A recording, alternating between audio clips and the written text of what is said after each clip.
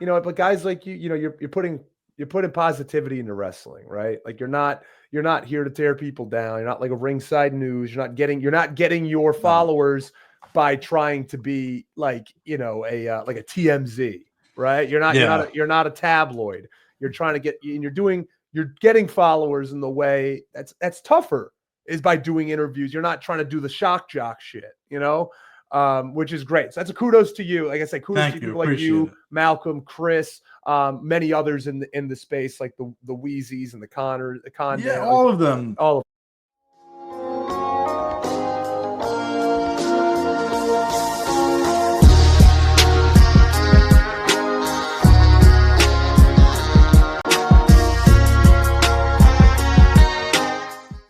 And we are back for another casual conversation with the classic. We got a very special guest today, someone that I guarantee you've seen on social media, and you might be like, "Oh crap!" But yeah, I have. That guy, Big Trouble. Yeah, Big Trouble. Ben Bishop, how you doing today? Yeah, I'm doing good, Justin. Appreciate you having me on. And yeah, I'm sure a lot of people have seen my mug come across their social media feeds, whether it be on Instagram or Twitter, or seen any of my opinions, whether you like it or not. I'm out there. I'm all in your face. So either you're welcome or I apologize. It's one or the other. No, it's awesome though. We're gonna talk about that in a second, but I want to start from the beginning, kind of let people get to know you. I feel like this one is more so get people to get to know you, because I feel like we'll probably do another one down the road when more things happen. Because I feel like you got a lot of things coming in the future. I feel like there's big things coming. I feel like you've been grinding. You just had a WWE tryout. We'll see. We connected at the WrestleCon in New York. That was cool. Finally got to chat. But let me ask you right off the bat, what's your earliest memories of professional wrestling? Like you as a kid, like what do you remember seeing? Yeah, I mean, I became a fan when I was about like 8-9 years old, and I turned on. Actually, I didn't start with WWF. So when I was in 1999, 98, 99, I turned on WCW, and I was a huge fan of Kevin Nash, if you can believe it. So I was always a big kid. I gravitated towards the taller guys. And I was always like, oh, I relate to this. Here, they're normal. I'm in school. Dude. I wasn't, I was a normal kid. I'll say that, but I mean, not really, because I was always head and shoulders above everybody. So I turn on wrestling and I see these guys, confident, big, brash, like long hair and all that with all the bravado and everything. And I see these guys and I'm just like, yeah, that's cool. I want to know, no pun intended, but like that's it. Kevin Nash is cool as hell. And I just like fell in love with professional wrestling, the characters, the pageantry, the charisma, the athleticism. And I didn't have any friends that liked wrestling. It was just me. So I was just watching it really on my own. I didn't go to school the next day and talk about wrestling. Like all my other friends that I either played basketball with or just friends in school were kind of like, they respected it, but they're like, yeah, we don't really like it. We don't watch it. So I was just kind of alone. So I watched it throughout the years and I always kept up with it. He had ins and outs. And then, really to transition, and I hope I'm not stealing your thunder, but I'll transition how I got into being a professional wrestler. I never thought I was going to. I played basketball in college. I played a little bit of Australian football here in the States for like a semi-pro men's league. But then I never really thought like I'm going to be a pro wrestler until one day in 2019, I was listening to Busted Open. This is exactly how it happened. I was listening to Busted Open and Enzo was on, now known as Real One. And he was talking about, what he had going on. And he said he had a show right outside of Baltimore, Maryland, where at the time I lived. So he said, I'm going to be at the show tonight. This, that, and the other. And I'm like, you know what? My wife's dog sitting. I had nothing to do. It's a Friday night. I like wrestling. So why don't I go to an indie show? I haven't been to an indie show in a long time. So I just went, stood in the crowd in an intermission. I was just standing there, and actually Dwayne Gilberg came up to me and he asked me if I was a wrestler. I said no. And he said, do you want to be? And I said, sure, why not? And he walked me up to James Ellsworth, and James Ellsworth, who's my trainer, he just said, do you want to start training? And I said, yeah, why not? And the next day I started training, and that was it. That was 20 years from the day I started watching wrestling, I became a wrestler. So, and here we are 6 years later. what a cast of characters. Dwayne Gill, James Ellsworth. I know. James Ellsworth, Enzo. He just, For real. Yeah. No, think about those. All those individuals had a part in me becoming a wrestler. Yes. So let's take it back to saying, first things first, I have to ask, and now I'm just curious, because you said you started watching 98, 99. Wrestling was like hot. Like it was popular at that point. Where'd you grow up? I grew up in Rhode Island, so the Northeast. Okay. So I was in Northeast. Right. So it wasn't that popular in the Northeast. Not as much. Well, not in Rhode Island. Surprisingly. So Rhode Island, surprisingly, actually, there's a very big, especially in Providence, a big Italian American population. So actually, Bruno was really popular in Rhode Island. So my great grandmother actually was the only person in my family. I didn't know her, but my grandfather, my aunts would tell me that she'd always have the TV on watching wrestling. And she was a big fan of Bruno because she was Italian, and she'd always, yell at the heels, and they'd always be like, oh, that's the only time we'd hear grandma swear is when she'd be watching wrestling, and she'd be yelling at the heels and cheering on Bruno. So actually it was pretty popular in the where I was in Rhode Island. Just not at that time when you were a kid first getting into it. Yeah, not as much. Like my friends weren't really watching it, but I didn't matter. I loved it so much, I just kept watching it. Have you? I'm sure like you guys have been in the same, like you guys were both there at WrestleCon. Have you had a chance to talk to Kevin Nash? Oh yeah, dude. So that's a funny story. So the first time I met Kevin, this was in like 2021 maybe, and I in Kevin Nash fashion, I went up to him and I just was like, I was a little nervous, but I said like, hey, Kev, I'm a huge fan. Like you're one of my favorite wrestlers, and you're an inspiration for me to get into wrestling. He just looked at me and goes, I'm sorry that I was the one that got you into this shit. I was like, you know what? I didn't expect any other answer. But he was so cool. And then I saw him at River City Con a few months back, and I just walked up. I was just like, yeah, I'm just gonna go say hi to him. I don't know if he'll remember me or anything, but I said, hey, Kevin. He's like, hey, keep doing what you're doing. I love that you're being a sarcastic asshole. It works. Keep it up. Yeah. So he loves all the videos. And then when I saw him last weekend, I was just standing there, and all of a sudden I hear a voice behind me just go, hey, Ben, how was the tryout? And I was just like, dude, that's so cool that he like follows me now. He keeps up with me. And that's one of those things, Justin, that, us as wrestlers, we get so caught up too often in like, when are we going to get signed? When is something big going to happen? Or when is it going to be my turn? Right. But like, you forget the cool things. Like, and I have to always remind myself, it's Kevin Nash, my favorite of all time, follows me and keeps up with what I'm doing. And that's cool. I talk about it all the time, the whole, like, every once in a while, like, you got to stop and smell the roses, because I had a really bad habit just in life generally with this wrestling stuff, just generally like, what's next? What am I supposed to be doing next? What's a game plan? And I remember I had a friend of mine, she's a really good friend of mine. We were sitting at a restaurant one day, and I was complaining about, so she's like, have you ever like sat down and like made a list of like the cool stuff you've already done? Like, that's really cool to a lot of people. A lot of people can't say that stuff, and you should like be like great. Like, and don't get me wrong, you should always be hungry and focused on the future. But it's okay to sit back and be like, oh, like I've done some cool shit. I've inspired some cool people. I got people supporting me that I would never think would supporting me and know who I am, that I thought would never know who I am. Mm-hmm. So it is super cool that you get to have opportunities. And have Kevin Nash, another big dude. I don't know who's taller, but because he's got me by a little bit. Bit. Okay. Yeah. I'm like, and he's probably hyped to see another big guy. I know, he's probably hyped to see another guy at that size in wrestling today. He's the guy notoriously known coining the term vanilla midgets. He's one of the smartest professional wrestlers ever. Like, the guy who just truly gets it is Kevin Nash. And you could say whatever you want about him. People rag on him sometimes, but like, hey, he gets it. He gets it. I mean, you like to be in this business as long as he was at the level that he was at and making the money he did. Mm-hmm. Can anyone argue that he did? Can't argue with it, man. You can't. And still, his lines at all the conventions are long. He hasn't been on TV in what? Last time was WWE in like 2012 maybe.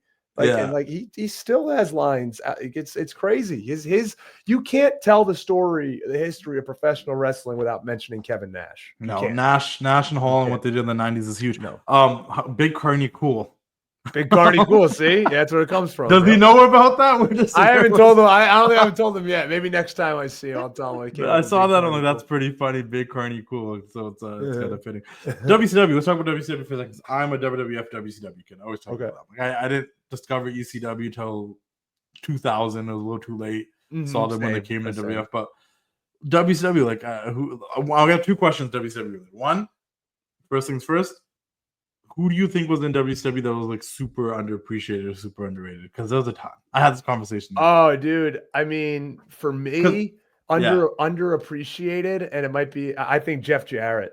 Okay. Because Jeff Jarrett was one of the first people I really hated in wrestling, especially when he got the WCW as the chosen one, and he had the what were they? The Harris twins. The Harris twins as his heaters. Yeah.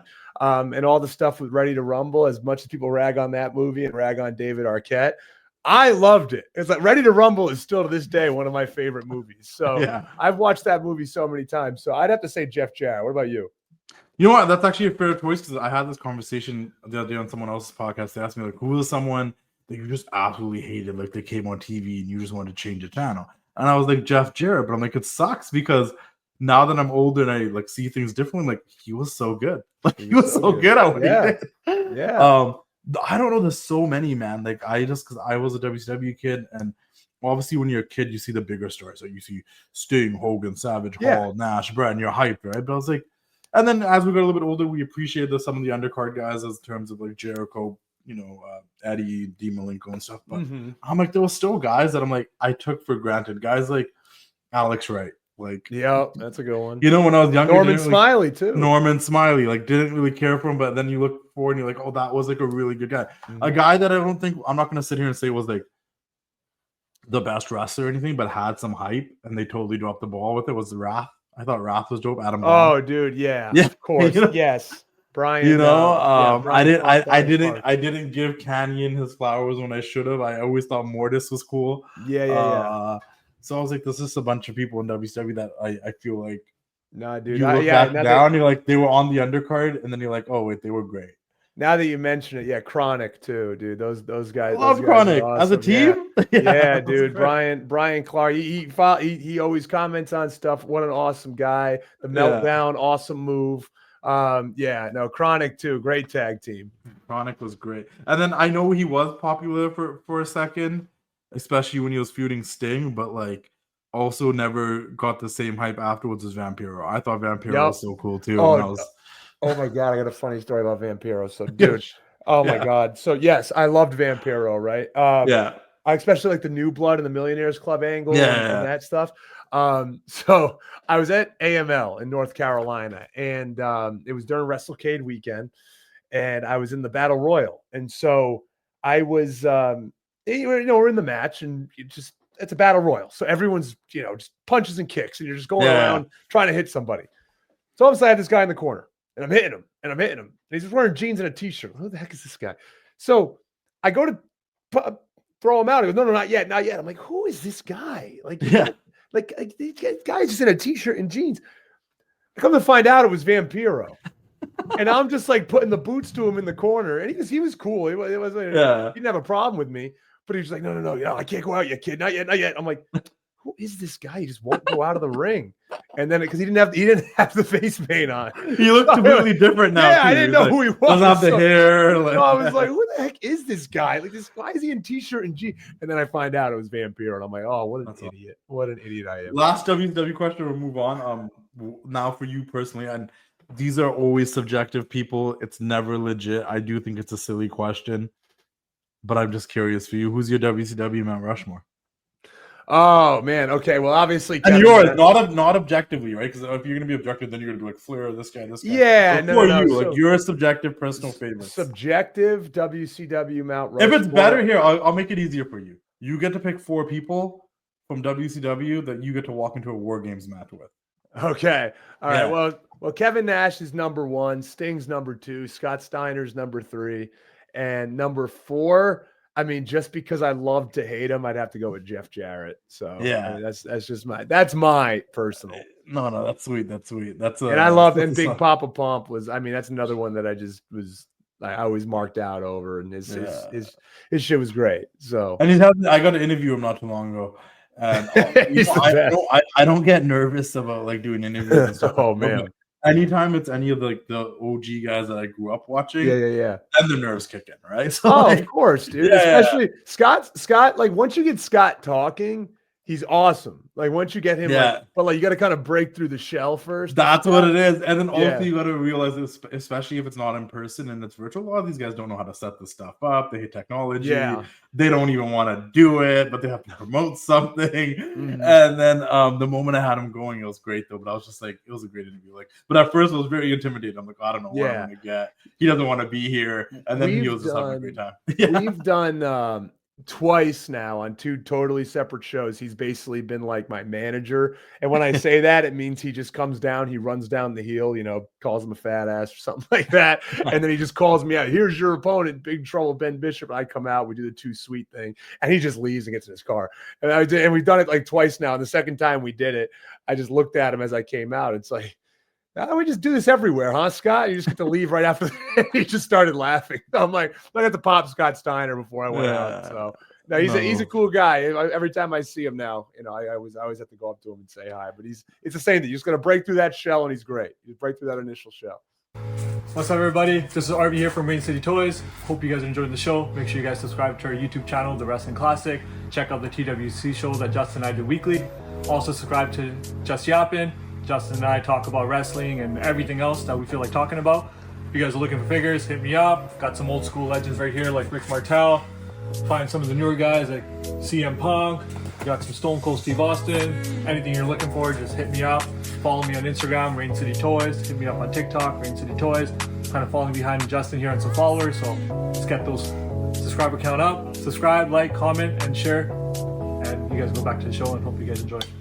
Heading to New Jersey, I saw all the posts coming up on Fightful. Ben Bishop's got WWE Tryout. I was like, it was news. It was the news. It kind of was. I was like surprised. My phone was off the hook at that point. I kind of want to. I would have to have words with Sean because I didn't. I every time I looked at my phone, and I'm not even trying to be funny. It was like hundreds of notifications, and I'm like, that's great and all, but I'm like, now I got everyone coming out of the woodwork. So there might have been part of you that want to keep it a little low key, but it was out there. I'm the least low key person too, so I'm like, I'm like an open book when it comes to the internet. But I was just like, whoa, man, this is, and you know what? That's good though, because it's good optics. Because you're like, I'm sure they look at it and they're like, okay, look who got some buzz. Look who got the most buzz on the announcement. Because somebody gave Sean that information. It wasn't me. Wasn't me. Yeah, but that's what I saw. So then when I saw you, the first thing I said was like, how was the tryout? That's insane. So let's talk about it. How was the tryout? So, dude, it was a great experience.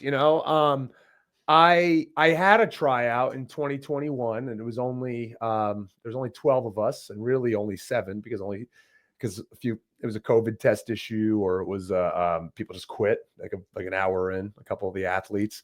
But it was really only 7 of us, and it was brutal. Like they really ran us through the ringer at that tryout. So when I found out I had this one in May, just 2.5 months, really just busted my ass, dude, and really just got ready, mentally prepared, went through a range of emotions, like imposter syndrome some days, or am I good enough? Like, do I deserve this? That type of stuff. Am I going to be ready? Am I physically ready? So I just focused on training. I focused on, eating right, getting my mental right. I got to train with some awesome people. I got to go down to Ace Steel School. I got to train with Natty and TJ, Sam Shaw and John Davis's school in St. Augustine, Pete Dunn's school down in Sanford, Florida. So I, made the effort to get ready. And, once the day came, I was, psyched up. I felt good. I felt mentally prepared. I knew I had a lot of people in my corner, which was awesome. I'm not going to name drop a bunch of people, but I had some pretty high profile people like reaching out and, giving me advice or just kind of, hyping me up for it. And, dude, it was a really my first one. I wouldn't say it was an experience. I wouldn't say it was an incredible experience. My first trial, I'd say it was an experience. This one was really great. They really treated us exceptionally well, putting us up in the hotel, all the meals are covered. And what I really loved the most was a great group. It was a really great group of people. We had about 34 athletes and about 17 indie wrestlers. So about 51 people.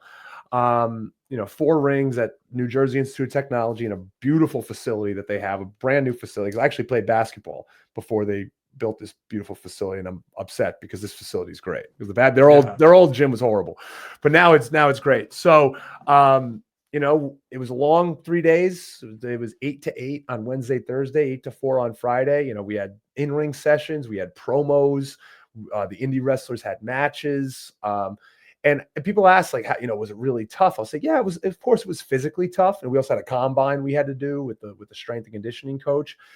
It was physically tough, but it was definitely more mentally tough because you had to be on at all times. Like, you had to be ready to go. You had to find a way to stand out, and that's one of the things that they tell you. You got to find ways to show your personality, but also like be respectful at the same time, and get through the drills. But in this day and age, being my height, being my size, like, that gets people to look, but you got to make sure people pay attention, not just look. Yeah. And that's why, I have the persona that I do. So I felt like it went great, Justin. So I'll say that. I think it went great. They don't give a lot of feedback. It's not a coaching session. It's very much like it's a tryout. It's judging. They're looking at you. They're not there to teach you how to do things. They'll teach you, they taught the athletes how to roll, and they'll give critiques and stuff, and they'll help with certain things, but they're not there. It's not like you're on the team. Like, you're trying out for the team. So they're not going to sit there and coach you. So you don't get a lot of good or bad. You don't get feedback very much. And I'm not saying this to like be messy, just generally it just makes sense. Like, logically, like, there is different expectations from people that come in as athletes and people that come in as independent wrestlers. I think there's probably expectations. Like you said, you guys have to do like matches where the athletes probably didn't have to because they don't know how to roll or the basics. Or they don't want them to get hurt, right? Trying to do something they don't know. Do you feel like there's a little bit more pressure on the independent talent in that sense? Because they have an expectation of you, kind of like, maybe you should know the fundamentals and the basics. Yeah, of course. Because if you go in there and you're like, oh yeah, I've been working for 6 years, you don't lock up, you don't know how to lock up correctly, or you don't know how to roll correctly, they're going to be like, what the hell? Why are you here? This isn't. You're supposed to know this. Of course, there's different measuring sticks, right? That's why they do the combine too for the athletes, right? Okay, let's see, jump high, broad jump, like. That's what we want to see out of you, the athleticism, but then out of the indie wrestlers, we want to see that you know how to do this stuff. Like, we don't have to teach you the basics and all that. Really, when it comes down to pressure, though, you got to think the athletes, I would say, don't have as much pressure, right? Because a lot of them, this wasn't their dream. Like, they don't come into this thinking like they haven't been thinking for years, like, I only played football because I want to get in the WWE. Yeah, like, it's an opportunity for them, and more it's an opportunity. Yeah, and a lot of them take it as that. And I will say, they were all very respectful. Like, none of them were at any point, I felt like they were just like, oh, this is BS, or I'm just doing this to get paid or anything. They all really wanted to get better, and they all were very appreciative of us as indie wrestlers. And they even gave us a lot of compliments after our matches. I can't believe you guys are so impressive, this, that, and the others. That was cool. They were a really great group of athletes. But for the indie wrestlers, we go into it, and it's like, you kind of feel a little tense because you're like, this is what I've been working towards. And like, oh man, if I mess up one roll, or I mess up one lockup, or, I botch something in my match, if that type of stuff happens, now all of a sudden, like, you're like, oh my God, you're in your head. And that can throw you off. So I'd say mentally, the pressure for the indie wrestlers is definitely a lot higher because you just because it's your own pressure. You're putting the pressure on yourself. It's what you wanted this entire time. It's what you've been working. It's what you do. You don't go to these. You don't go to these $50 payoffs at these rundown VFWs for nothing, right? Like, you want to make it to the next level, and I'd say at least 90% of independent wrestlers would agree. So once you get there, and you got, HBK and Matt Bloom and Norman Smiley and William Regal and Steve Corino and Johnny Moss and Robbie Brookside all watching you, you're just like, oh man, this is it. Like, I got to perform. How was the promo stuff? Did they make you guys do the promo stuff, or mainly just the athletes? Nope, we did. So we did it. Everybody did an intro promo on the first day. I felt really good. You had 60 seconds, give or take, like, 10 seconds. Ryan Katz ran that, who's the creative director at NXT, does a phenomenal job. Has been there since the Performance Center opened. So he ran us through kind of how to do in the promos, and I really liked mine. I thought I did a really good job. And I heard through grapevines it was a really solid promo, so I'm happy with that. I was very impressed with everybody in their promos, especially some of the athletes did a really good job for their first time talking and doing a wrestling type of promo. Then we also had the Indy wrestlers also did 2 match promos. So whoever you matched up against, we did like a 60-second promo before the match. And then actually in this, I don't know if they did this I think they did this in prior tryouts, but fans were invited to come. So I was actually supposed to be there. I think really? Thursday, because I was doing the whole on location experience. Like I was that's right. I think you told me that. Yeah, I was trying to showcase the whole experience and what the package includes, and that was one of the first things that I didn't get until Friday morning. But one of the first things was you get to go to the tryout. I think it was pretty cool. I mean, they got to watch us do rolls and hit the ropes and stuff like that. So it wasn't. I thought they were gonna be there for matches, which would have been cool. But no, they just saw us do some drills, and then they went and they had like a Q&A with HBK and Rhea and Grayson and Chelsea, and then they saw not everybody, but a few of the about like 15, 16 of the athletes did some promos, and then LJ Cleary, Rain Leverkusen, and Anita Vaughn also did some for the fans. So that was pretty cool. Well, let me ask you this then, because that's always been a thing I've been saying for years now, and I still stand by it. Is I think we're in a generation where a lot of people, and I could be wrong, I'm not a wrestler, right? This is my perception. We're in a generation where everybody like wants to do the cool stuff in wrestling, the cool moves, do the cool spots, learn that stuff. But not a lot of people in the independents learn how to talk. So when it comes to them coming to any sort of big company and then they got to talk, you can see how uncomfortable they are. Because at no point did they, not everybody, there's some exceptions. There's some really great people that did. And I think you're an exception because you found a way to talk and utilize social media to talk and cross over that barrier of like being uncomfortable and scared to talk, because that's what happens, right? You think you can talk to yourself in the mirror all the time, cut promos in your head, and then when you're in front of a group of people, you have to put yourself on social media talking. Now it's all of a sudden awkward and it's weird and it's uncomfortable. I've even gone through that where it was uncomfortable at first. Now I'll yap all day, no problem. Same. But yeah, so let me ask you this: why do you think that might be important? That people should maybe just practice talking while they're on the independence? Because I feel like the independence is where you can try things out, fail, and nobody's gonna, most part, remember once you get somewhere else anyways. And also, why do you think it was important to utilize social media the way you've been using it? Well, to talk about like promos, the reason that I said like, I need to be able to talk. Yes, I'm tall. Yes, I have a lot of things going for me, but I'm never going to do the moves that some people do. I'm never going to do moonsault. I don't want to do moonsaults. I don't want to do things off the top rope. It's just not my thing. And I knew I would never get over doing any of that type of stuff. So I knew I had to talk. I've always been comfortable with it. It's always come natural to me. Being able to be in front of an audience, talking in front of a camera ever since I was young. I've always been the first one up when me and my friends would go out and do like karaoke. I'd be the first one to do it. I always enjoyed being on stage and being in front of a camera. So that's something that always just came more natural to me. Of course, learning how to do promos type stuff, that's, you learn how to do that. And it came a little bit easier to me. And of course, I'm not saying I'm perfect and there's still ways to go. But I think a lot of wrestlers, unfortunately, they get into the mindset of, you get into like the IWC, right? And a lot of the IWC cares about is the wrestling, right? Like only the wrestling, like the pure wrestling. That's what we like. We like the pure wrestling stuff. 5-star matches. 5-star matches. It's from like the message board days of like the old Ring of Honor days or like the New Japan. And that's all, of course, extremely important, right? I always give the example. I always give the example of a guy like a Bryan Danielson, and the probably top 5 greatest in-ring wrestler of all time, right? Like he's unbelievable. He's gone to the heights, the biggest heights of the business. He's been on the lowest level, and he's been everywhere. Obviously, when he was coming up in Ring of Honor, everybody loved him, and everybody, the American Dragon, Bryan Danielson, he's great. He's great. He gets to WWE, but what was the thing that got him over mainstream? That wasn't just the niche wrestling audience. It was the yes.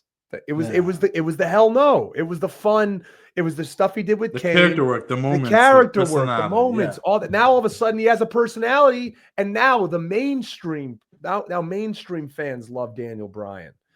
That's the example I always give. In that it's just like you got to think. Yes, the wrestling's important, but when you want to think mainstream and you want to think like to reach the most amount of people, they want to buy into a character. They want to buy into you. They're not gonna. They want to feel connected to you. Yeah. The normal fan's not going to sit there and be like, oh, wow, look at that. Oh, he grabbed the head the right way. Oh, that looks perfect. Oh, look at that shoot off, drop down, leapfrog looks perfect. Oh, wow. I can't look at that international spot. Like the most fans don't know that, don't care. Like, but they want a character. They want to have fun. That's what the people go to wrestling for. And I always say with social media, to the second part of your question, when it comes to social media, there are wrestlers that will say, I hear it, and they'll say like, oh, I hate social media is so stupid, or Twitter's so stupid. I don't waste my time with that. I'm gonna spend my time, working on my craft. And yeah, again, important. You got to do that. But think about it. I've heard guys and girls like frustrated over, and guys are TV companies. Again, I'm not going to name names, but people at TV companies that are upset about where they are on the card, or if they're even getting any TV time. And it's like, well, hey, you got a phone.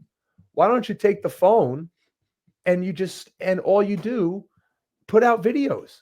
And you might most likely what might happen is you'll end up seeing, or more people will see you in that video on that phone than they'll see you on TV.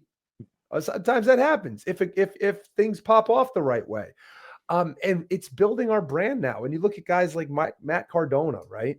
On like what he was like really the godfather of social media when it came to professional wrestling. He started the Z Long Island story, doing the stuff on YouTube, doing the stuff on Vine when Vine was popular, or Tout, or whatever that was, and Twitter. And then Instagram started rolling with it. And he was the one who really showed like, hey, you don't need just the TV to get over. Like you can get over on your own. And he did it. And I wish more wrestlers, like the thing with me is, I've become, everyone's like, oh, you're the TikToker guy now, right? But like I still work just as much as other wrestlers as well, but it's like, okay, so I'm getting over on the internet. What's wrong with that? Hey yo, it's your boy the Wrestling Classic Justin. I'm here to show you guys the new officially licensed WWE plush toys that are available now at Walmart.ca online. Guys, you can get yourself a Jey Uso. Yeet, look, he's got the hair, a little mullet going on here. He's got the glasses. Probably the coolest one that I think out of them all. I actually really like the Jey Uso. We got some legends. We got some guys like Hulk Hogan. We got Hulkamania. Got the Hulkster handlebars and all. We got the American Nightmare, Cody Rhodes. Cody Rhodes is up in here. Look at the details on the jacket and all that fun stuff. We got the tribal chief himself, Roman Reigns. And guys, I'm only showing you some of them. There's so many other ones that aren't here with me now. There's Shawn Michaels, Stone Cold Steve Austin, The Undertaker, CM Punk, Rhea Ripley. This one's one of my favorites. Jake the Snake Roberts with the snake. A little cool detail to have the snake with him. I think anyone would enjoy playing with this guy. It's got the OG gear and everything as well. Snakeskin boots. Of course, I had to get Bret the Hitman Hart, the best there is, the best there was, the best there will be. Can I do like the thingy, the little hand thingy? I don't know. It's cool, Bret Hart. Once again, the details are really cool. You can pull the straps down. That's another thing that's like a little interesting, if you want to be playing with these. It's his retirement tour, last time ever. It says it on the shirt. This is a very exclusive plush toy of John Cena. You can do the whole You Can't See Me, last time ever. Pretty cool John Cena plush toy. These are kind of larger than your usual plush toys. They call them full size because they're a little bit bigger than the tiny ones that you can also get from Walmart. And then we also got none other than the final boss, The Rock, doing the people's eyebrow and everything. Check these out, walmart.ca. They'll be in stores. Select styles will be in select stores next month in November. And then in 2026, they'll be in some stores in the United States. WWE officially licensed plush toys. These were just some of the ones I could show you. There's a ton more.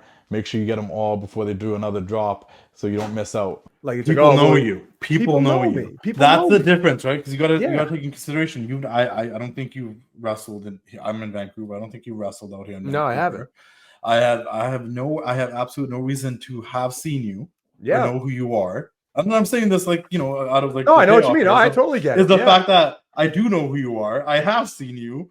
You're all over social media. I know who you are. You know what I mean? You've never wrestled here. I've never seen you wrestle I'm live. not on a national TV program. Yeah, I don't. you know, like there's no reason that once again, I am who I am, so like I should have my pulse and keep eyes on what's going on in the wrestling industry, which I do. So do take that into account. But that all being said, like there is also like a bazillion wrestlers I don't know because I don't see them on social media. Yeah. And I always say, like, how do you get posted on my page? How do I share you? You do things on social media that I see, then I want to talk to you or do something with you, or like I'll post your stuff because it's funny. You know what I'm trying to say? I'll share because it's funny. It's entertaining. Like, how do you get seen? Like, there's a lot of wrestlers out there that probably are the big fish in their small town that they're wrestling in, world champion at their local indie promotion, big dog over there, been in the business for 10, 15 years. Oh, I've brushed shoulders. I've brushed shoulders with Sting, and I've brushed shoulders with this guy and that guy and these people. But like, does anybody know you outside of your city? And I think you've done a really great job, and you, along with others, have done a really good job of like being the generation, being like, oh yeah, let's learn from Mac Cardona what he did. We can build a name. Like, we might not be getting the opportunities we want on television or a bigger scene, but we can create opportunities for ourselves. That's what it's about. And that was a great job. You know what the funny thing, and thank you, Justin. You know, that was one of the things I brought up in my promo when I said, I was like, you know, I said, one of the lines I said is, I have a second opportunity now. And I didn't get this opportunity because of my size or my ability or anything wrestling related. It's because I made a few silly internet videos. But you know what? You get it how you live it, man. You get it. And that has worked. It's worked. It's gotten me over. It's gotten me a lot of opportunities. For the most part, you know, I'm not going to sit here and be like, oh, everybody hates on me. For the most part, people really, really like what I do. And I appreciate people for that. And I always stay humble, and I'm not saying I'm better than anybody at any time. But I will always I do get the people that are like, nobody likes a smiling giant. Nobody likes your videos. You're not funny. I hate this guy's videos. And I'm just like, again, that comes with the territory, right? If you're going to live on the internet, you're going to get. Yeah. No, the internet likes to. Not everybody's going to love you. No, dude. And that's the thing. That's the thing I had to come to terms with, right? Because at first everyone loves you, right? When I did the AEW thing, everybody was like, oh, this is great. This is great. I'm like, oh man, I'm getting no hate. And then I always say the internet likes to stay at equilibrium. So once you start getting a little hot, then all of a sudden, and if you're not humble, wait. If you're not humble, the internet will humble you real fast. Oh, dude. That's the best thing about my content, dude, is a lot of my shit is self-deprecating. So like, I'll make fun of. I learned that, I learned that from 8 Mile with Eminem. Hey, if you make fun of yourself, they can't say anything to you. So if I call myself a jobber, or like, I make fun of myself trying to act like a big shot or anything like that, I'm already giving. I'm just saying it. When people come at me, I'm like, you're right. I don't know shit about wrestling. To do any of us, Justin. None of us know anything. That's the crazy thing about wrestling, is that you can have a great match and someone can still say it sucks. Yeah. Someone can say Daniel Bryan sucks, and you can say, no, he doesn't. It's like, well, I think he does, and you're like, well, I guess you can think that because it's subjective. We can sit here and talk about Daniel Bryan being one of the greatest wrestlers of all time, which he is. Bryan Danielson. Yeah. I agree too. Yeah. In ring, one of the best wrestlers of all time. There will be someone out there that doesn't like him. That's it. And they're just, the thing is, they're just as right as we are. And that's what's crazy. It's like, because it's not a sport. Again, it's not, there's no stats. There's no, like, it's not like everything is based on your opinion. That's it. It's art. It is an art. And I know people hate to call it that, but at the end of the day, it's a subjective art form. It's like a dance. It's like dance. It's like that. It's like there is no statistic that will show. There's no objective statistic besides longevity that shows that somebody is the best at what we do. If making a movie or a television show or writing a book is art, and they're all forms that are supposed to allow you to have escapism for a couple of hours, where whether you're watching it or reading it, you believe what you're reading or watching, wrestling is the same thing. And that's why I always say that wrestling is the greatest form of art and athleticism combined, because as much as it is art, you also have to be athletic to an extent. Oh, of course. Not everybody can do it. And anybody that tries probably won't be able to do it. No. So it's like there is a level of like athleticism and that sports side to it but it's also an art at the end of the day, because no matter what, for those 2 hours, one match you're watching, you want to suspend your disbelief just as much as you go to the movies and watch Fantastic Four, just as much as you might read a Harry Potter book. Like in that time period, you want to believe the story you're hearing and watching. That's it. That's exactly. I mean, you said it perfectly. Like, not everybody can do it. I can't go and write a bestseller. I can go and write a novel. Yeah. I can't say it's going to be a best-selling novel. I can go paint a picture. It's not going up in the Louvre anytime soon. If wrestling was the style that it was in the 80s, I could probably be a wrestler. I ain't being a wrestler today. I'd be wrestling like an 80s wrestler. So like some of that still works though. I know, I'm just joking. But I'm just trying to say, like, I wouldn't be able to do it, like keep up with enthusiasm. Like I know a little bit, like I've been in wrestling, taken some bumps and learned some things. So like I know like some of the stuff, like the amount of this like muscle memory and things you got to remember to protect yourself alone. Then you got to protect your opponent. Yeah, then you got to think of that too. And like, you got to remember. And you got to remember to emote. And you got to remember you're telling a story with your face. And it's a lot. And then you got to make sure you're breathing. It's a lot. It's a lot. That's the craziest thing that people don't realize. It's not you can be in the best shape possible, but if you don't know how to breathe in a wrestling ring, you can blow yourself up in a minute. That's what they always talk about, the cardio, right? They always talk about the cardio. What's the most viral video? What's the thing that's popped off the most? Oh, the number one 100% was the one of me walking in the house with my title belt and my wife running me down for, being like, oh, look what I won the belt. And she's like, oh, that's great. Well, you got to go mow the lawn, do the dishes, and hey, go pick up that dog shit on the floor too. That's the one. That's the one that was I made that quickly, 10 minutes maybe. My wife, she's such a good sport. She's been involved with a few of my videos, and she was like, all right, sure. I kind of just like said like, hey, just say a few things, and and we walk in and that happens. That one popped off. That's at 1 million. So that's my video that will hit 1.1 million.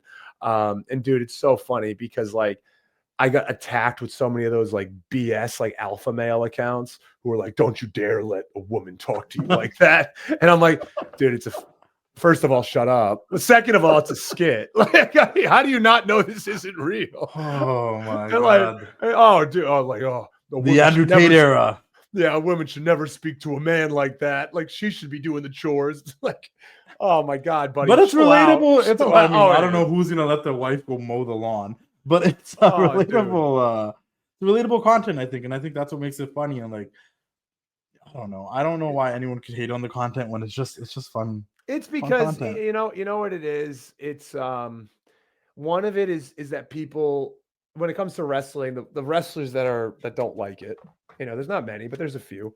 They don't know how to do it, and so they're mad at the fact that guys like myself, guys like Jack Vaughn, have been able to find like a niche, and that isn't just in ring, and have been able to do something different, because a lot of guys don't know how to do that. They're just like, oh, you get over in ring and that's it, but we found different ways to do it.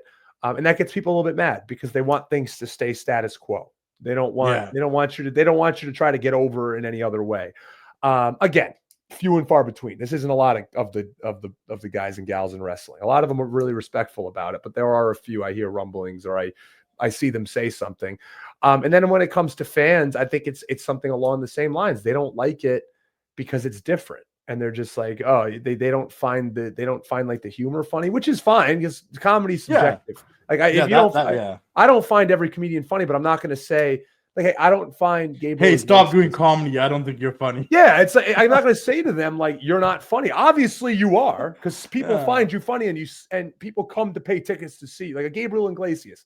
I'm not going to put on his stand-up special, like, because I'm just not a big fan of his. No. But he's funny. Maybe just not to me. You know what I mean? And like, some of the like, and I can say this, like we were talking about this the other day. I was watching a Veer Das like comedy special on Netflix, and he's an Indian guy. And I'm like, some of the thing with Indian comedians is like, you can only find it funny if you're Indian because it's relatable. Because you're relatable, right? to an extent. So like, Asian, same thing. Like Gabriel Iglesias, maybe the Hispanics find it funnier than you know what I'm trying to say. Yeah. Carlos Mencia, like similar, or like Sebastian Maniscalco with Italians, so that is true very much. is the case. But I'm never going to say to those people, you're not funny, because you obviously are funny, because people laugh at you and follow you and selling out arenas and doing stuff. Selling out stuff. So like, you're funny. It's just not. That's the thing. It's subjective, and that's what people don't. We just mentioned it, but people don't understand that in wrestling. That it is, all of this is subjective. And I always say, you don't have to find me funny. You don't have to like me as a wrestler. But I'm never going to put up with someone saying you're not funny. It's like, well, buddy, enough people think I am, so I don't know what to tell you. I know, like, it can be a blessing and a curse being popular on social media within the wrestling industry, because there still is old heads that make decisions that don't get it, and I've dealt with that for 10 years, and I think it's changed a lot in the last 5 years. I think post-pandemic and pre-pandemic understanding of why social media is important, big change. I think AEW had a big part of that, because AEW started opening the doors to a lot of content creators and people like that, where there are other companies that didn't previously, that were just radio and TV. Like, you had to be on satellite radio, you had to be Good Morning America. Forbes was also like, oh, we should also probably capitalize on these people as well. They have a following and a reach. That all being said, I think you did a great job with it, because I think social media is important. I think we're in an era now where, like, to get yourself seen and get yourself out there. I think there's been way too many wrestling companies and way too many wrestlers that are way too talented and really, really good, that people just don't get to see because they don't do enough. I've told one. Sucks. There's one in Maryland. He's unbelievable. His name is Chris Slade, the sharpest blade. Chris Slade. He just won MCW's Shamrock Cup. Every single match that guy has is probably going to be the best match on the show. He was on GCW a little bit ago when they did their Maryland show, but he hasn't really done any other big shows. He does ACW, MCW in Maryland. He's worked Matt Riddle. He's worked Kalisto. He's worked big names, and they all say this kid is unbelievable. And I told him, you got to get on social media, because no one else, like, same thing. People should know him, and unfortunately, you got to put stuff on social media, because he is one of the most talented wrestlers I've ever seen. And I told him this to his face multiple times. You gotta start posting stuff. Post more. And it's not even and it's not even about making skits or comedy stuff or like being funny. No. Like, get your matches out there. Get highlights out there. Get some clips out there. Because he doesn't need to do that. Because the shit he can do is insane. So or reach out to like, and I always say this is like a little bit of a bias, but that's true. Like, if you're an independent wrestler and you talk to me and reach out to me and I can put you on, then I will. Like, get on my page. Get on other people's pages. Go do an interview with Malcolm. Go do an interview with this person and that person. You know what I mean? Like, all that stuff. Yeah, like make those network connections, make those moves, and I think it's helpful for everybody, right? Like, I've been fortunate enough, like, I don't want to name drop, like, I've interviewed someone and they talked about their favorite wrestler growing up, and then that favorite wrestler follows them, and then they're like, holy crap. And I'm like, yeah. They see it. Everyone watches my crap. So, like, dude, you gotta know. I mean, hey man, you know what? Pat yourself on the back. You've got a big following. You've done a great job, and you along with some other people. I put Malcolm up there. I put people like Chris Van Vliet up there. 100% Chris. OG. Like I was not an interviewer. I started doing interviews in 2020. Chris has been in 2007. He is the interviewer. Oh, he is. He's great. He is. And but guys like you're putting positivity into wrestling, right? Like, you're not here to tear people down. You're not like a Ringside News. You're not getting your followers by trying to be like a TMZ, right? You're not a tabloid. You're trying to get, and you're getting followers in the way that's tougher, is by doing interviews. You're not trying to do the shock jock shit, which is great. So that's a kudos to you. Like I say, kudos to people like you, Malcolm, Chris, many others in the space, like the Wheezies and the Connors, all of them. Dude, I went on Twitch yesterday and I was scrolling through just to see who was live, just because, like, I don't know, I was just watching Raw and I was like, I went to go see one person to go drop a comment on their Twitch stream, and then I started scrolling like, wow, a lot of people stream during Raw, like, watching it. So the ones that have like broken out and built some sort of popularity, I'm like, yo, props to them, because this is competitive. It's very competitive. The internet's competitive. Now I didn't even like, I know the ones I know, Wheezy, Con Man, Mini, etc. Mini, but I'm just like, Mini's I was like, oh, I didn't realize there's so many people trying to get on this and do it. Mm-hmm. Like, this is competitive. Just shout out to those that broke out, like Santi and all of them that broke out to a bigger level. Santi. Yep. Because it's hard. Someone asked me, like, would you do? I'm like, I can't fathom the idea of sitting there 3 hours of Raw, 2 hours of SmackDown, 2 hours of Dynamite, maybe 3 hours, 2 nights of a WWE pay-per-view, plus a Saturday night's main event in AEW. I'm like, I couldn't do it. And also, I'm great in small doses. I'm going to say something dumb. Same. Yeah, that's why I do. That's why I do this shit. That's why I do the short form stuff, dude. Because I'm just like, I don't know what I'm gonna say for a whole Raw. I'm a '90s kid. I wasn't raised on the internet. I was given the internet as a gift. Yeah. I don't know the what's the words I'm looking for? Like the rules and regulations. No, dude, I have no idea. A full-on internet child. Like one day I'm just not gonna have a filter, and I'm gonna be like, oh shit. I don't know how these streamers do it, man. Like how you're able to sit in a room alone and just watch Raw and stream it with people and like interact at the same time with people in your chat. I've tried to do it once with Zicky Dice. Yeah. We streamed like the Royal Rumble, and like I had a good time. But I was just like, I felt like at some point, I'm like, man, I feel like I'm being repetitive, or like what else? Yeah, or you get really quiet at some point. Yeah, exactly. Am I supposed to be talking? Should I be reading the comments? Like, yeah, for real. I get it to the extent of like, I've also like, if you ask me why I started my wrestling page, I'll give you a bunch of different stories, and they're all true, every single one. I loved wrestling as a kid. Ex-girlfriend wanted me to have Instagram, made a wrestling page, have these cool pictures, wanted to share them. Want to bring wrestling fans together. Like all those things that I say are true, but also one of them was at that particular time in 2014, I didn't have a lot of friends that watched wrestling still. Mm-hmm. And I wanted that same community I used to have when I was younger. And I used to be that little kid troll that would go on forums and start fighting with people and argue with people wrestling. Like, you know what I mean? Like I said, we were gifted the internet, right? Like it wasn't like I had the dial-up stuff. Like it was dirt sheets are cool back then. Backstage wrestling, call the hotline, get them like we were like there, but like I didn't grow up with it, but I was gifted with it, so I was the troll and stuff. I'm like, yo, I miss that community of like I remember people I used to fight with as like an 8-10-year-old on the internet. And I would call them like gremlins and stuff. And I was man, but like at least it was cool. There was a little community that like anytime there was a show and I want to go say something, I could just go find it. Dude, they're still around, dude. They're all over Twitter. They're still there. I can't do Twitter though. I can't do it. No, I know. It's really helpful. Everyone should do it. I can't do it. It's a tough place, man.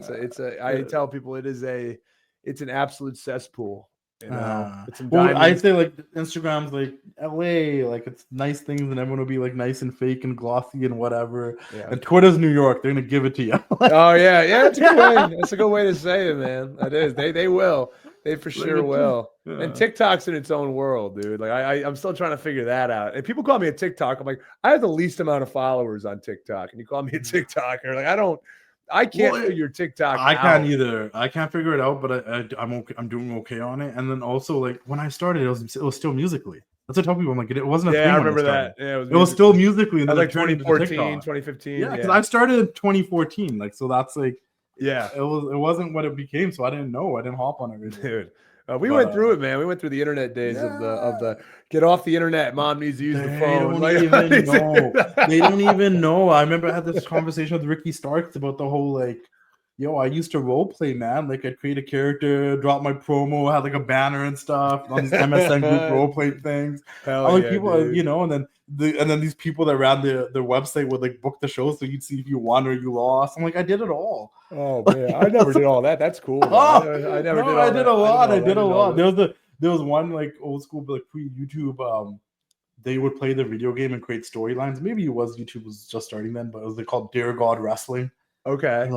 And like they would put up there. It's just I don't know. There's so much cool. Like, but that was I heard about this. I that became I didn't really know that was a thing when I was younger.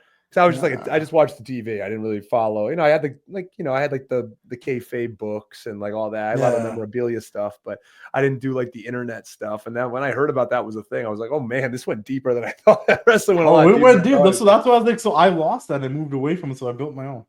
That's great, dude. Let's talk about the last couple of things and we'll wrap this up. Yeah.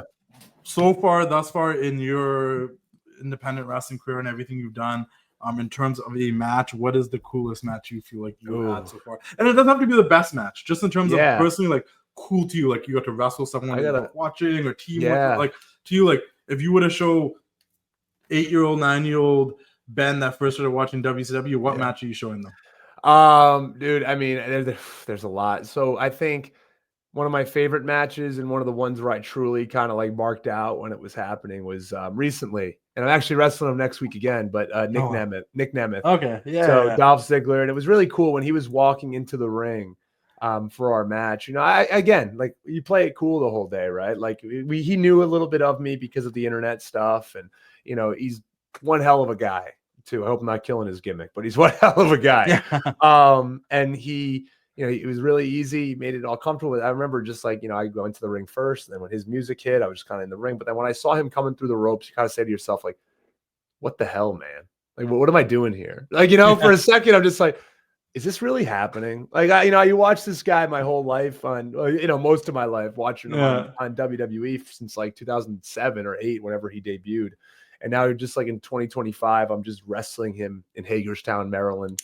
And you just think like, how the hell did this happen? And so that was probably one of the coolest like moments for me. And I've gotten some cool ones, getting to wrestle guys like Matt Riddle and Steve Macklin and AJ Francis and Enzo and Bishop Dyer. That was a great experience as well. But I'd say Nemeth. And then the other two that come to mind is tag team with Jeff Jarrett, just because, and getting to wear his. I had for one match, I had a whole set of merch made or gear made that looked like his WWF gear with like the strings down the like. I need to see that. Yeah, dude, that was really awesome. He got a kick out of that when I did it, because I learned that from Matt. When you have opportunities, you got to go all out. And of course, I became friendly with Jeff. He really likes the videos. And I had that opportunity to be in a tag team with him. Got to do the stroke, got to do the strut, and all that stuff. So that was really cool. And then, I'd say the only other one is back in 2021. I was wrestling Wrecking Ball Legursky, but it was in Rhode Island. My first match ever in Rhode Island, and I had about between 70, 80 family and friends show up for that. It was way too long of a show. It was they were there for way too long, and my poor grandmother was sitting there, and everyone's like, "Hey, Mimi wants to go home," and I'm like, "I get it, but we're not on till we were the 12th match out of 14." So that's how you know. That's crazy. So I was like, I know, we're getting there. But that was really cool because I had a lot of people show up, and Wrecking Ball, I can't say enough good things about him. He's a great opponent. We had a fun match, but I was still very, very green at that point. But we were able to have a really fun match, put out a great show for my family and friends. So those are three that stand out.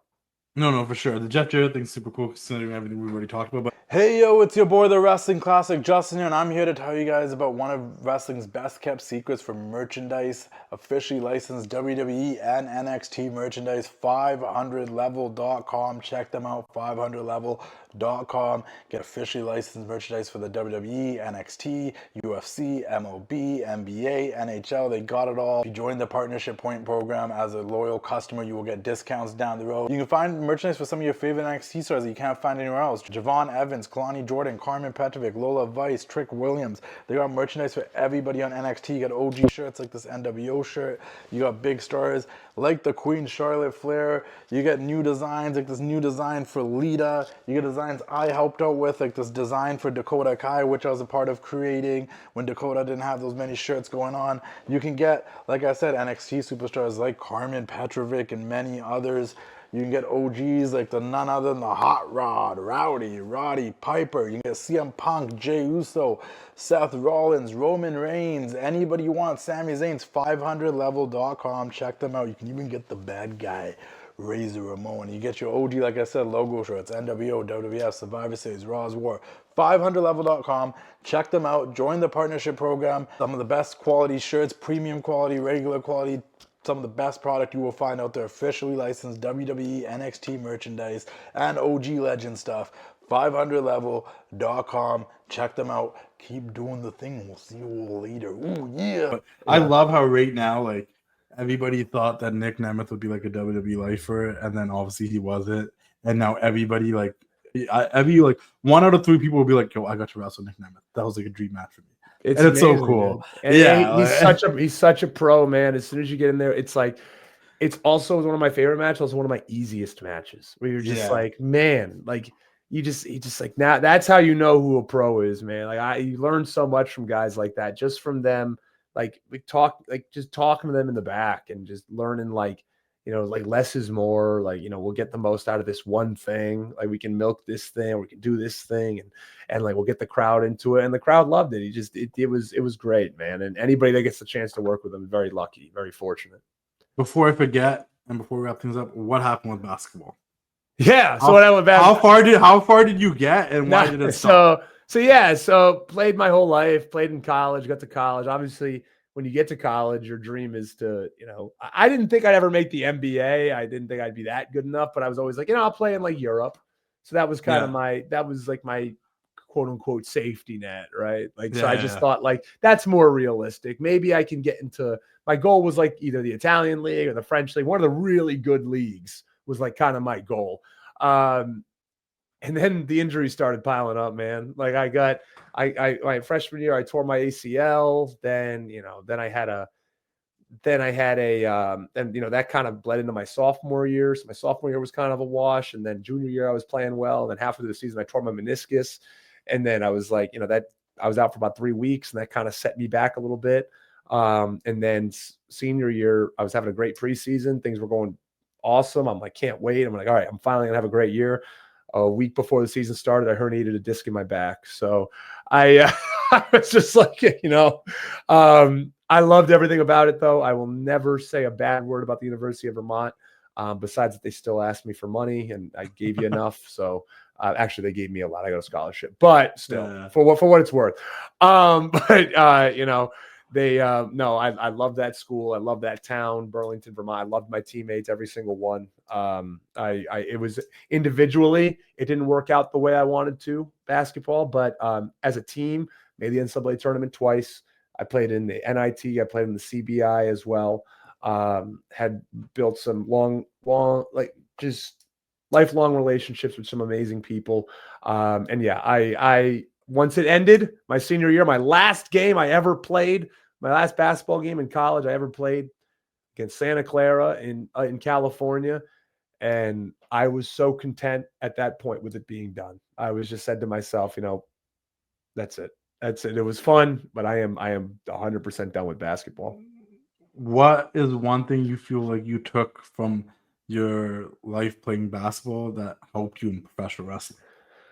Dude, really, I mean, it might sound corny to an extent, but like really being coachable, because I see that a lot. I can tell very quickly when I see people training who came from an organized sport, or who has grown up playing some type of sport, or has had coaches in their lifetime, and has maybe not had coaches that are hard on them in their lifetime.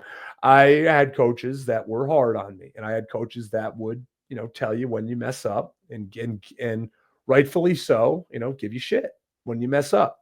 And that was always normal to me. I never was like, it's something that from an early age, I was just like, that's what happens when you play a sport of some kind, or you have a coach of some kind. I notice a lot of people in wrestling are very fragile when it comes to stuff like that. They can't handle taking constructive criticism. Which I understand if you don't get it ever, and you step into something, and it can be tough. I do understand that. But I think coming from a world of playing Division I basketball really set me up for success when it comes to wrestling. Wrestling can be tough because everybody has a different, again, we said it before, it's subjective. Everyone has a different opinion. So you can hear one coach can tell you, this is the way you're supposed to do it. And then you go to another place like, that guy's full of shit. This is the way you're supposed to do it. So really it's like finding your own way while also being respectful and taking each bit of advice, taking it and molding it to yourself, because you can't take every bit of advice, or you're never going to you're just going to be going around in circles. So I'd say, the coachability would be the number, besides like the athleticism and being an athlete and, footwork and all that. It's the coachability that has really translated over the most. Well, I think that makes a lot of sense, because I've always, like, someone actually asked me about that the other day. Like, why do you think they like hiring athletes sometimes over indie wrestlers and stuff? And I'm like, people that come from the athletic world are probably a little bit more coachable.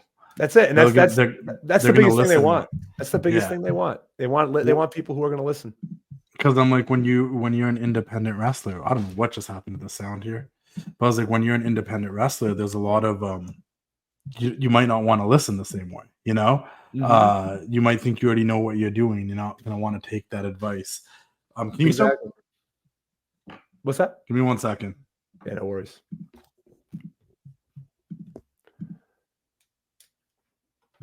Can you hear me? I hear you fine. No? Give me 1 second. No, I hear you. One sec. Yo, can you hear me? I hear you. Yo. Yeah. Okay, we're gonna wrap this. We're working on one headphone died. Okay.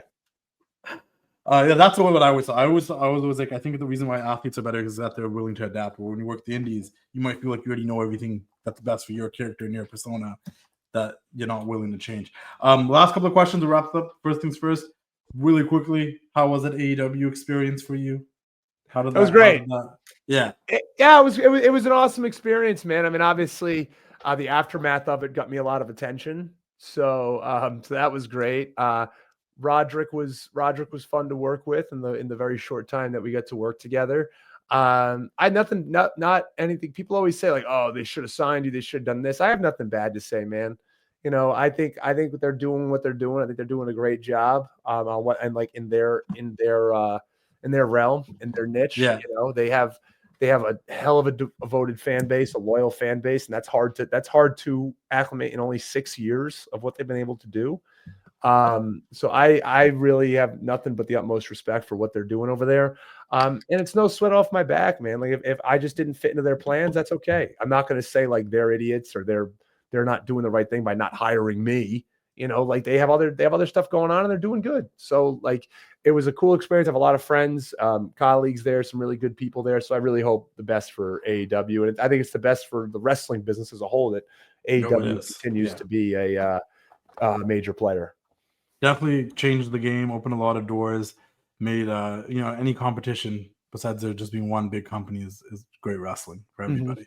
And they know their target audience and they cater to them really well. And they do a really good job at doing it. Nothing wrong with that. Nothing wrong with that. What is it? Give me one goal that you have for 2025. One goal to get signed. Putting it out there. That's really it. Yeah. You know, I get this question a lot, and everyone always asks me and says, like, you know, what is like your plans? What's next for Ben Bishop or any of that? And you know, Justin, to give obviously, to get signed is everybody's goal, but I just take it day by day, man. Like I'd like to, you know, small goal, you know, well, you can call it small, you can call it big, whatever, but I'd like to start working for some other like bigger indies. I'd love to get with like GCW or DPW, Deadlock Pro. I'd love to get out to the West Coast. I haven't worked any West Coast shows yet. So putting that out there into the universe, but I'm just never somebody who's like, you know, I haven't like set goals or manifest or like do a vision board or anything like that. Nothing against that. It's just not me. I just want to take things day by day where it's like, you know, I just, what is today going to bring? Like, what can I do today to advance my career? What's something that I see that I can make a video of or something like that? Like, I don't think things out like in advance. I'm not super calculated by any means. A lot of stuff I come up with is just like on the spot. Like I'll just think of it. And I just want to continue to enjoy this, you know, like, again, like at this point, everybody knows I'm not a spring chicken, right? Like I'm not somebody I'm not like 20 something years old and like that. So I'm a 35-year-old guy. I just want to enjoy this while I can and, you know, and have fun with it. And if that means getting signed by WWE, if I get the call in a few weeks, you know, amazing. If I don't, you know what? I'm still enjoying this. I'll be bummed. I'm not gonna lie. I'm gonna be bummed if I get to know. But you know, it's something that's cool that I did. And like again, like we stop and smell the flowers every now and then, and we just say like, you know, doing cool stuff and getting to meet cool people, and it's something I never thought I'd do, and now I get to do it, and I can always say to, you know, 8-year-old, 9-year-old Ben who turned on WCW for the first time, it's like, you know, he would think 35-year-old Ben's the coolest guy in the world. Yeah, you beat me to my last question. It's always, do you feel like you made your younger self proud? And I feel like that's what you got to do, man. You know, I always wear a and I got this recently, and he's always been one of my favorite characters from Disney, but Winnie the Pooh. And you know, he always kind of, and I have a hat now with him on, and I just wear it, and you know, it's really one of the reasons I always think about, and I think about like that is like, you know, there's just having that childhood like wonder, right? Like that child embodiment that Winnie the Pooh was, and just thinking like, hey, you know, you're making yourself proud. You're making your younger self proud. Like remember why you started it, right? Like why did you start wrestling? It wasn't, you don't start it to get a bunch of money or become famous or anything. It's because I always said to myself, oh man, I wish I could just one time be part of wrestling. Like maybe just set up a ring or be around the guys, or, you know, then it's like, I just want to have one match. If I could just have one match, that'd be amazing. Now I look at it 6.5 years later, I've had a ton of matches. I met a bunch of cool people, and it's just like there got to be a point where I just say, what I'm doing is making myself. I gotta make sure that I sit there and say like I'm proud of myself, and not just say, but I'm not signed, or I didn't get that contract yet. You got to sit back and realize like what you're doing is cool. And I tell a lot of wrestlers that, like, remember, you're doing cool stuff. The younger you would think you're cool as hell. Just remember that. Yeah. And the thing about it, like, you've had 2 tryouts, man. There's been people that probably wanted tryouts that never ever got even one. You know what I mean? Like, you got to appreciate it and realize that I'm in a fortunate position that I've been in. I've worked hard for it. So I'm not going to say like I'm lucky I'm getting all these out. I've definitely worked for it, but again, it's something you got to appreciate. And having guys, that follow me now, or go back and forth with me on Twitter that are from TV and all that, it's crazy. And people recognizing me at WrestleCon, and which I never thought would ever be a thing. When I got into wrestling, I'm like, I don't think I'll ever be like a popular guy in wrestling. And now weird. It's always weird when people are like, oh, people know who I am. It's cool. It's like, like you can say like Kevin Nash, Jinder Mahal, Chris Bay, like people just coming up to me and asking like, how was your tryout? Joey Janela, how was your tryout?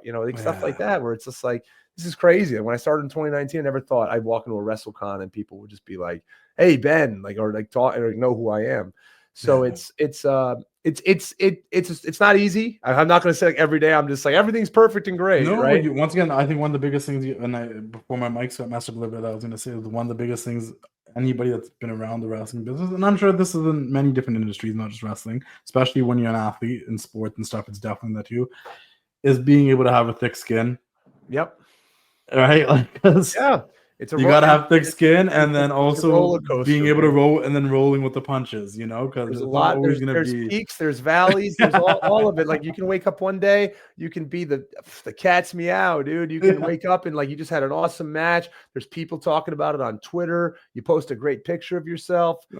People are hyped for you one day, the next week 2 days later, no one. You're right back to where you were. That's how it's a "what have you done for me lately" type business, dude. It is. It really is a "what have you done for me lately" type of business. So you just it's like you gotta stay on people's minds. You gotta continue to get booked. You gotta continue to do these things, and it is a grind. It really is.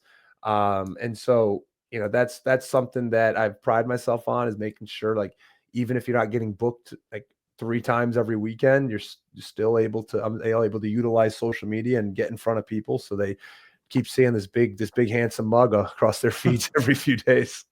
Yeah, that's awesome. Well, thank you so much. I appreciate you having you on here. It was great chatting. I hope people get to check this out, get to know you a little bit more, get to understand where you come from and what you want and what you do.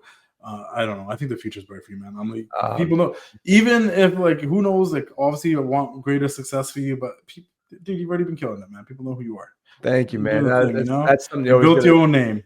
Not a lot of people can do that. That's it. Build your brand on your own. It's tough to do, but it's essential, I think. And I appreciate those kind words, Justin. Thank you. Thank you. Appreciate it. Everyone, make sure you guys go follow Ben Bishop on social media if you aren't already. I'm sure you've seen him. Just hit the follow button. People don't like to follow or like things anymore. They just like to creep. Follow, engage. Come on, engage. There's a new comment. You can repost. There's a new engagement. You can repost now on Instagram. Yeah, start reposting stuff. I'm like, I know, like, I made tweets about this the other day. I'm like, that's crazy how like your views will be so insane, and then your likes will be like whatever.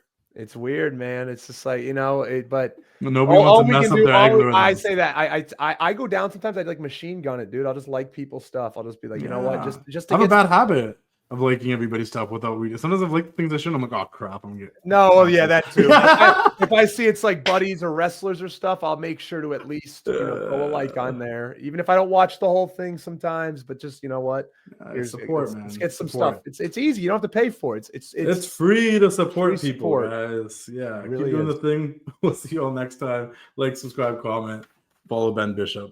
Peace. It's time to say goodnight. We sincerely appreciate your patronage and hope we've succeeded in bringing you an enjoyable evening of entertainment. Please drive home carefully and come back again soon. Good night.